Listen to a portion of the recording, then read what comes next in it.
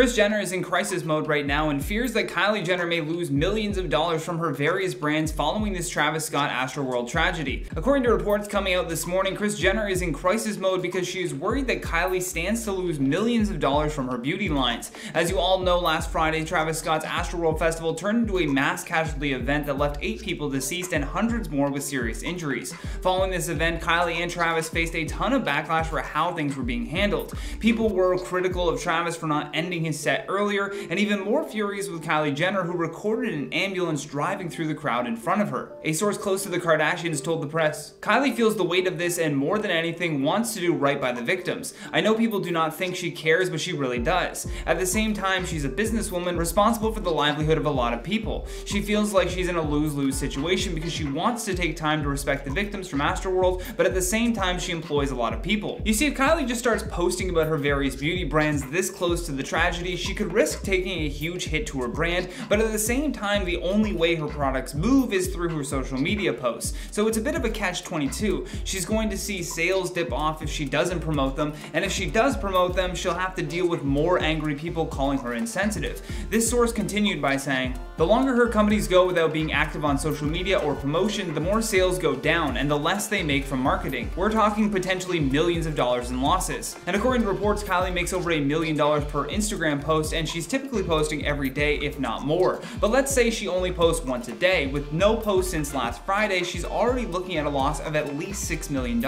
This source also claimed that Kris and Kylie are now working cautiously on how they are going to be moving forward. They go on to say, "She feels a responsibility as a brand founder, but she also knows the second that they do post something business related, people will be upset she's moved on and doing self-promotion after this tragedy. So she does feel that lose-lose in a sense. She's working closely with her mom as both her manager, but she's also leaning on her for emotional support. Kris is in crisis mode and still figuring out how to handle this best." Now, I for one am always a little suspicious whenever a source starts speaking on a situation like this. If you're not going to tell us who you are, how can we really trust this information? And turns out we really can't. A representative for Kylie responded to these claims and said that this information was incorrect, but they also neglected to correct anything that was said, so there's also that. Sources aside though, we already know that Kylie Swim was not performing well and had its own controversies before all of this even happened. So with a new brand that's not being promoted, this will certainly be a test to see if Kylie's products can withstand more controversy and even less promotion.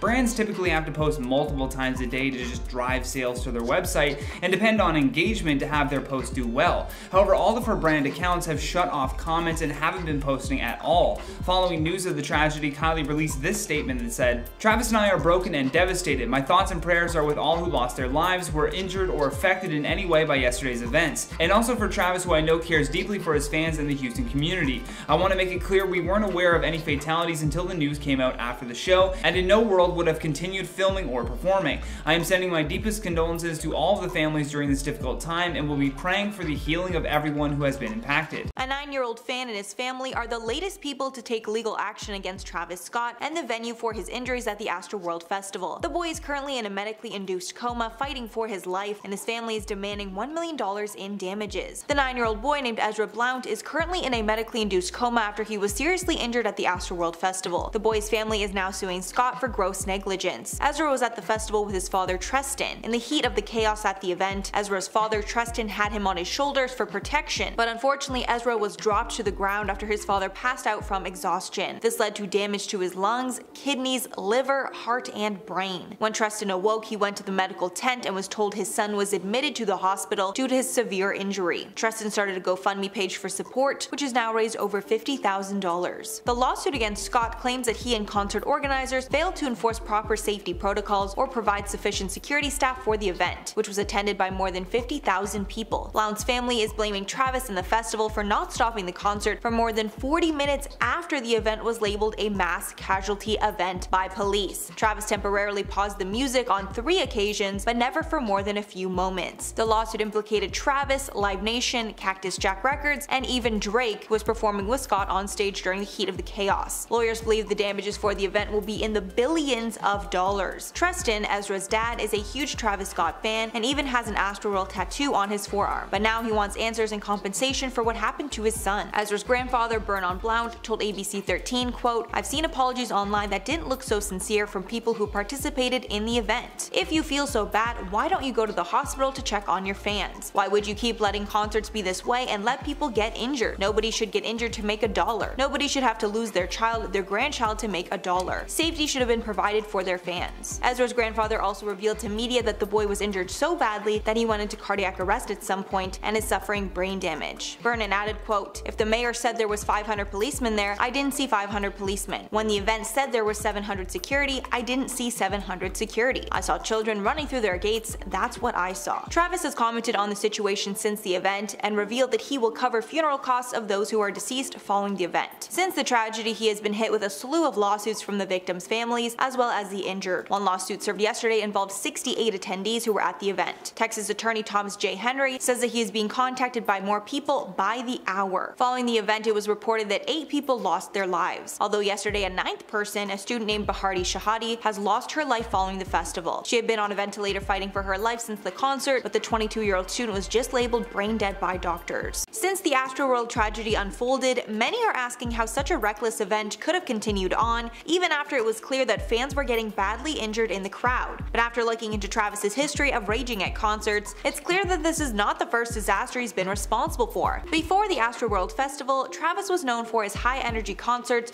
where he would encourage the crowd to rage with him. But following the tragedy, the safety of his raging is being called into question. An old video that Travis did with GQ on the subject of raging just resurfaced, where he talks about his love for performing. In the 2015 interview called How to Rage with Travis Scott, he explained his high-energy raging came from his love of wrestling as a kid, saying that since he was 6 he loved wrestling and he wants the concerts to feel like WWE. He added that he can also perform anywhere, saying, quote, "I just need air and a mic. I don't need a stage to effing perform, no, we just need something to stand on. It could be somebody." He then showed a necklace he wears that signifies no standing, adding, quote, "We don't want you standing around, like this is a no standing zone." He then encouraged the use of illicit substances to get lit, telling fans to consume anything needed to get lit and rage as hard as possible, like alcohol or drugs.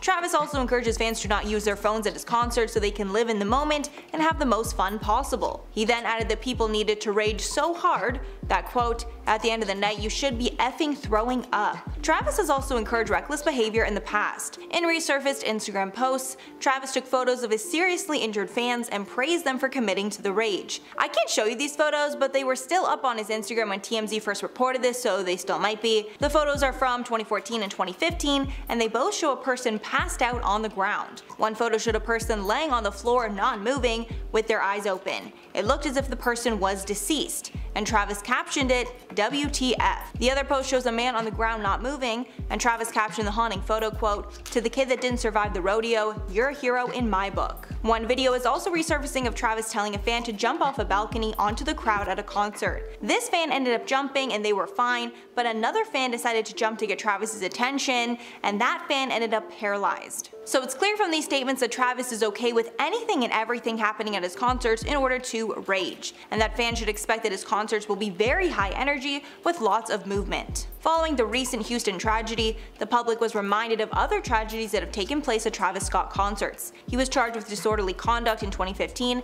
after he encouraged fans at Lollapalooza to climb over security barricades and rush the stage. After fans came on stage with Travis, the concert was shut down only 5 minutes after the performance started. Then 2 years later, he was arrested for allegedly inciting a riot during a concert in Arkansas, and later pled guilty to disorderly conduct. One person who attended the festival named David McGilver told People that he suffered a sprained ankle as well as bruises to his leg and rib, and he felt like he was going to lose his life. McGilver said, quote, "I remember me being on the ground and the music stopping and I could hear him say, 'Y'all know what y'all came here for,' and you can hear everybody screaming out for help. And then the music just plays back again. I just don't understand how you can hear everyone screaming out for help and not stop the show at all." Travis Scott has posted numerous statements following the event, stating that he was unaware what was happening while he was performing. A source close to Travis said, quote, "The lights were shining in his eyes and he couldn't see what was happening."